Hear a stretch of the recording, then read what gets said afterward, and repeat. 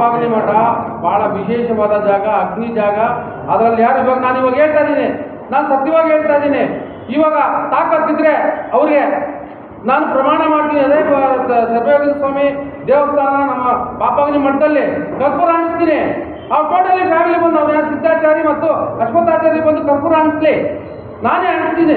ಏನು ಅವೆಲ್ಲ ನಾವು ಮಾಡಿಲ್ಲ ಅಂತ ಅನಿಸ್ತೀವಿ, ಅವ್ರು ತಾಕತ್ತಿದ್ದು ಬಂದು ಅನಿಸ್ತೀನಿ ಕರ್ಪೂರ. ನೀವೇ ಬನ್ನಿ, ವಿಡಿಯೋ ದಿನ ಫಿಕ್ಸ್ ಮಾಡಿ ಅವ್ರನ್ನ ಕರಿತೀವಿ, ನಾವು ಹಾರ ಹಾಕ್ಕೊಂತೀವಿ. ನಾವು ಮೆಂಬರ್ಸು ಎಲ್ಲ ಇದ್ದೀವಿ. ನಾವೇನನ್ನ ಅಲ್ಲಿ ಕಾರ್ಯಚಟುವಟಿಕೆಗಳನ್ನು ಮಾಡಕ್ಕೆ ಹೋದರೆ ಅಟ್ರಾಸಿಟಿ ಕೇಸ್ ಹಾಕ್ತಾರೆ. ಈಗ ಸಿದ್ಧಾಚಾರ್ಯ ನಮ್ಮ 3 ಜನ ಮೇಲೆ ಅಟ್ರಾಸಿಟಿ ಕೇಸ್ ಹಾಕ್ತಿದ್ದಾರೆ. ಸೂರ್ಮಣ್ಣಾಚಾರ್ಯ ಮೇಲೆ, ನನ್ನ ಮೇಲೆ, ಆಮೇಲೆ ಮಧುಸೂದನಾಚಾರ್ಯ ಮೇಲೆ ಹಾಕ್ತಾನೆ. ಜನಾಂಗಕ್ಕೆ ಈ ಥರ ತಿಳ್ಕೊಳ್ಳಿ ಕೊಟ್ಟಾಗ ನಮ್ಮ ಜನಾಂಗಕ್ಕೆ ಏನು ಅನಿಸುತ್ತೆ? ನಾವೇನು ಮಾಡಿ ನಾವು ಹುಡುಗರು ಅವಾಗೆಲ್ಲ ನಾವು ಹೋಗ್ತಾ ಇದ್ವಿ ಮಠದ ಹತ್ರ ಫಂಕ್ಷನ್ ಮುಗಿಸ್ಕೊತಾ ಇದ್ದು ಬರ್ತಾ ಇದ್ವಿ ಅಷ್ಟೇ ಹೊತ್ತು. ಆಮೇಲೆ ಎಲ್ಲ ಜನಾಂಗ ನಮ್ಮ ಟೋಟಲ್ ನಮ್ಮ ತಾಲೂಕಲ್ಲಿರೋರೆಲ್ಲ ಸೇರಿ ಸಪ್ರೇಟ್ ಕಮಿಟಿ ಮಾಡಿ ನೀವು ಇರಬೇಕು ಅಂತ ಹೇಳಿದ್ದಕ್ಕೆ ಇವತ್ತು ನಾವು ಅಷ್ಟು ಮಾತ್ರ ಇಂಪ್ರೂವ್ ಮಾಡ್ತಾಗುತ್ತೆ. ಇದುವರೆಗೂ ಪಾಪಾಗ್ನಿ ಮಠ ಅಂತ ನಿಮಗೆ ಆಗಲಿ ಪತ್ರಕರ್ತೆಗಳಿಗೆ ಆಗಲಿ ಯಾರನ್ನ ಪ್ರಚಾರ ಮಾಡಿದ್ರಾ? ಇದುವರೆಗೂ ಮಾಡಿಲ್ಲ. ಇನ್ನು ನಾವು ಹೊಸ ಕಂಪ್ನಿ ಬಂದಮೇಲೆ ಪಾಪಾಗ್ನಿ ಮಠ ಹೆಂಗೈತೆ, ವೀರಬ್ರಹ್ಮೇಂದ್ರ 14 ವರ್ಷದಲ್ಲಿ ಬೆಳೆದಿದ್ದಾರೆ ಅಂತ ಗೊತ್ತಾಗ್ತಾ ಇದೆ.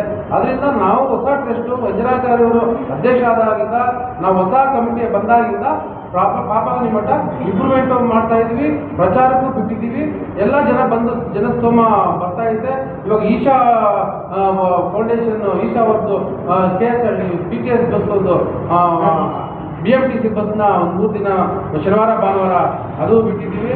ಇಂಪ್ರೂವ್ಮೆಂಟ್ಗೆ ಇವಾಗ ನಾಂದಿ ಆಗ್ತಾ ಇದೆ. ಆ ನಾಂದಿನ ಏನಾಗಿ ಮುಟ್ಟು ಮಾಡಬೇಕು ಅಂತೇಳಿ ಇವರು ಫ್ಯಾಮಿಲಿ 4 ಜನ ಫ್ಯಾಮಿಲಿ ಅವ್ರ 14 ಬರ್ತಾರೆ ವಿನಃ ಇನ್ಯಾರು ಜೊತೆ ಬರಲ್ಲ.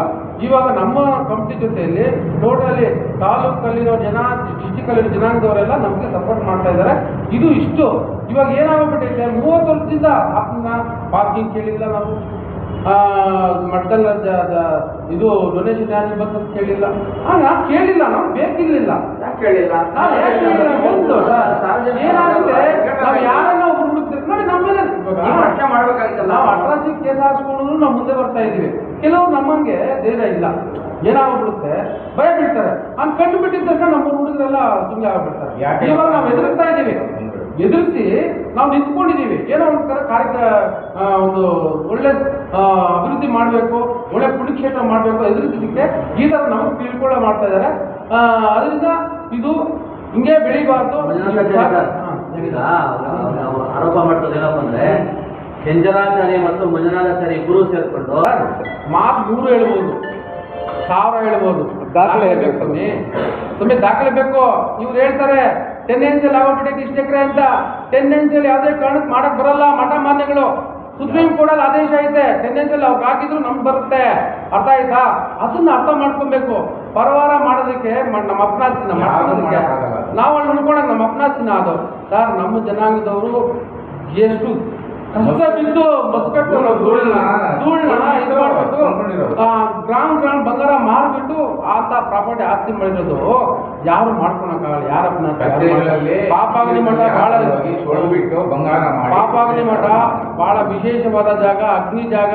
ಅದರಲ್ಲಿ ಯಾರು ಇವಾಗ ನಾನು ಇವಾಗ ಹೇಳ್ತಾ ಇದ್ದೀನಿ, ನಾನು ಸತ್ಯವಾಗಿ ಹೇಳ್ತಾ ಇದ್ದೀನಿ. ಇವಾಗ ತಾಕತ್ತಿದ್ರೆ ಅವ್ರಿಗೆ ನಾನು ಪ್ರಮಾಣ ಮಾಡ್ತೀನಿ. ಅದೇ ಸರ್ವೇಗದ ಸ್ವಾಮಿ ದೇವಸ್ಥಾನ ನಮ್ಮ ಪಾಪಾಗ್ನಿ ಮಠದಲ್ಲಿ ಕರ್ಪೂರ ಅನಿಸ್ತೀನಿ. ಅವ್ರು ಟೋಟಲಿ ಫ್ಯಾಮಿಲಿ ಬಂದು ಅವ್ರು ಯಾರು ಸಿದ್ಧಾಚಾರ್ಯ ಮತ್ತು ಅಶ್ವತ್ಥಾಚಾರ್ಯ ಬಂದು ಕರ್ಪೂರ ಅನಿಸ್ಲಿ, ನಾನೇ ಅನಿಸ್ತೀನಿ. ಏನು ಅವೆಲ್ಲ ನಾವು ಮಾಡಿಲ್ಲ ಅಂತ ಅನಿಸ್ತೀವಿ, ಅವ್ರು ತಾಕತ್ತಿದ್ದು ಬಂದು ಅನಿಸ್ತೀನಿ ಕರ್ಪೂರ. ನೀವೇ ಬನ್ನಿ, ವಿಡಿಯೋ ದಿನ ಫಿಕ್ಸ್ ಮಾಡಿ ಅವ್ರನ್ನ ಕರಿತೀವಿ, ನಾವು ಹಾರ ಹಾಕ್ಕೊಂತೀವಿ. ನಾವೇನು ನಮ್ಮ ಹೊಸ ಕಮಿಟಿ ನಮ್ಮ ಜನಾಂಗದವರಾಗಲಿ ಯಾರೇ ಆಗಲಿ ಅವ್ಯವಹಾರ ಮಾಡಿಲ್ಲ, ಏನು ಮಾಡಿಲ್ಲ ಅಂತ ಹೇಳ್ಬಿಟ್ಟು ನಾವು ಕರ್ಪೂರ ಅಂಟಿಸ್ತೀವಿ. ಅವರು ಅನ್ಸಕ್ ತಾಕತ್ತಿದ್ದ ಕೇಳಿ ಸಮಿತಿ. ಇವಾಗ ಬಹಳ ಒಳ್ಳೆ ಪ್ರಶ್ನೆ. ಅವ್ರಂಗೆ ಹೇಳಿದಾಗ ಒಂದು ಮಾತು ಹೇಳಿ ಬಿಡ್ಬೇಕಾಗಿತ್ತು. ಯಾರು ಪರವಾರ ಮಾಡಿದ್ದಾರೆ, ಯಾವ ಥರ ಮಾಡಿದಾರೆ, ಸ್ವಲ್ಪ ಡಾಕ್ಯುಮೆಂಟ್ ಕೊಡಿ ಸಮಯ ಅಂತ ಹೇಳಿದ್ರೆ ನಿಮಗೆ ಬಂದ್ಬಿಡ್ತಾ ಇತ್ತಲ್ಲ ಸಮಯ. ನನಗೆ ಕೇಳೋ ಅವಶ್ಯಕತೆನೇ ಇರ್ತಾ ಇರಲಿಲ್ಲ. ನೀವು ಅವಾಗೇ ನಿಮ್ಗೆ ಬಂದ್ಬಿಡ್ತಾ ಇತ್ತು. ಹೆಂಗ್ ಪರವಾರ ಮಾಡೋದು, ಹೆಂಗ್ ರಿಜಿಸ್ಟರ್ ಮಾಡಿಕೊಟ್ರು, ಎಲ್ಲ ಸುತ್ತಮುತ್ತ ಯಾರ್ಯಾರಿಗೆ ಮಾಡಿದ್ದಾರೆ ಅಂತ ಹೇಳ್ಬಿಟ್ಟು ಒಂದು ದಾಖಲೆ ಕೊಡಿ ಸ್ವಾಮಿ ಅಂತ ಕೇಳಿದ್ರೆ ನಿಮ್ಗೆ ಅರ್ಥ ಆಗ್ತಾ ಇತ್ತು. ನಮ್ಗೆ ಇವಾಗ ನಿಮ್ಮ ಪ್ರಶ್ನೆ ಹಾಕಕ್ಕೆ ಹೇಳ್ತಾನೆ ಇರ್ತಾ ಇಲ್ಲ.